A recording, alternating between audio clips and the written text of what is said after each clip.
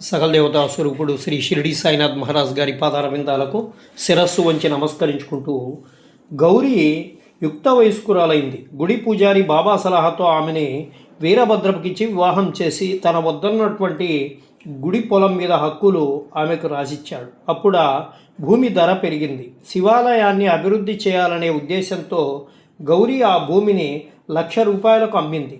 గౌరీ తన భార్య కాబట్టి ఆమెకు చెందిన ఆస్తి తనకే చెందుతుందని పేచి పెట్టాడు వీరభద్రప్ప.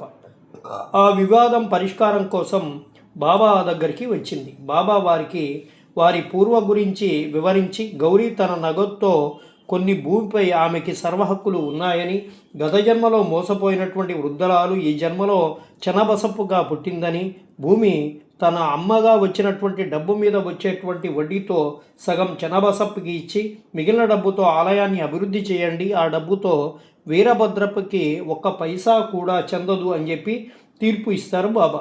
చెన్నబసప్ప దానికి సమ్మతించి తన వాటా డబ్బు ఆలయానికి ఇచ్చేస్తాడు. గౌరీ సంతోషంగా బాబా తీర్పుని అమలు చేసి ఆలయాన్ని అభివృద్ధి చేసి తనువు తాలించి శివసాధ్యాన్ని పొందుతుంది. కానీ వీరభద్రప్ప వైరంతో చెన్నబసప్పని చంపుతానంటూ బెదిరించగా అతడు బాబా పాదాలని ఆశ్రయిస్తాడు.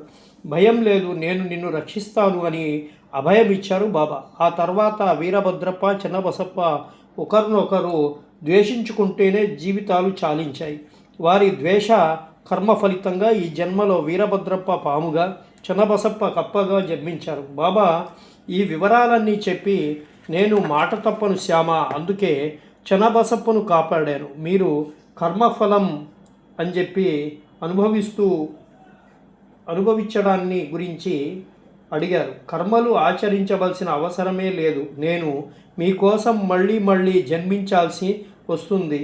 కర్మఫలం అనుభవిస్తున్న వారిని ఉద్ధరించడానికే భగవంతుడు అవతారాలు ఎత్తుతాడు అని చెప్పి చెప్తారు. బాబా దర్శించుకునే వారి సంఖ్య రోజుకి పెరిగిపోతుంది. ఏ ప్రచారము లేని బాబాని దర్శించుకోవడానికి ఇంతమంది జనం ఎలా వస్తున్నారు అన్న సందేహం ఎప్పటి నుంచో శ్యామాన్ని పట్టి పీడిస్తుంది. ఒకసారి ఆ సందేహానికి సమాధానం దొరుకుతుంది. ఎవరైనా తమంతట తాముగా షిరిడి రాలేరు. నా అనుమతి లేనిదే ఎవరు నన్ను దర్శించలేరు.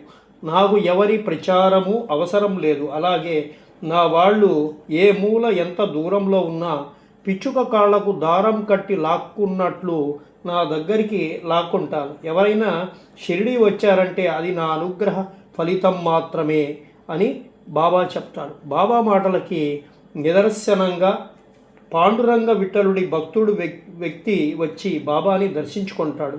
అతడి పేరు గణపతిరావు సహస్రబుద్ధి. బాబాకి ఆప్తుడైనటువంటి నానా ప్రోద్బలం వల్ల అయిష్టంగానే షిరిడి వచ్చి అతను మసీదులో అడుగు పెట్టగానే కొందరు పేర్లకు తగ్గట్టే సహస్రబుద్ధులతో ప్రవర్తిస్తారంటూ గుళ్ళు గోపురాలు తిరుగుతూ ఉంటారు తప్ప నమ్మిన దైవం మీద స్థిరంగా బుద్ధి మనస్సు నిలపరు. స్థిరచిత్తంతో ప్రార్థిస్తే ఆ విఠలుడు ఇక్కడ కనిపించడా అన్నారు బాబా నర్మగర్భంగా. ఆధ్యాత్మిక చింతనతో గాక యాంత్రికంగా ఆలయాలను దర్శించేటువంటి ఆ విఠల భక్తుడికి బాబా తన గురించి అన్న మాటలకి ఆశ్చర్యం కలిగి, బాబా మీరన్నట్లు ఇక్కడ నాకు విఠలుడి దర్శనం లభిస్తే జీవితాంతం మీ సేవ చేస్తూ ఉండిపోతాను అంటారు. ఓ సహస్రబుద్ధి, మనస్ఫూర్తిగా విఠలుడికి దాసుడివై భక్తి అనేటువంటి సద్గుణంతో 1 వారం నామసప్తాహం చెయ్యి. విఠలుడి దర్శనము అవుతుంది, నువ్వు దాసగడువి అవుతారంటారు బాబా నవ్వుతూ. బాబా మాటలకి విలువ ఇచ్చి అతను భక్తి ప్రభక్తులతో మసీదులో బాబా సమక్షంలో నామసప్తాహం చేస్తాడు. సప్తాహం పూర్తి అయిన మరుక్షణమే అతడి కళ్ళ ముందు తళుక్కున మెరుపు మెరిసి ఆ మెరుపుని భరించలేక చప్పున కళ్ళు మూసుకొని మరుక్షణం కళ్ళు తెరిచాడు. కళ్ళకి కనిపిస్తున్న కమనీయ దృశ్యాన్ని చూస్తూ ఆశ్చర్యపోతాడు. బాబా కూర్చునే చోట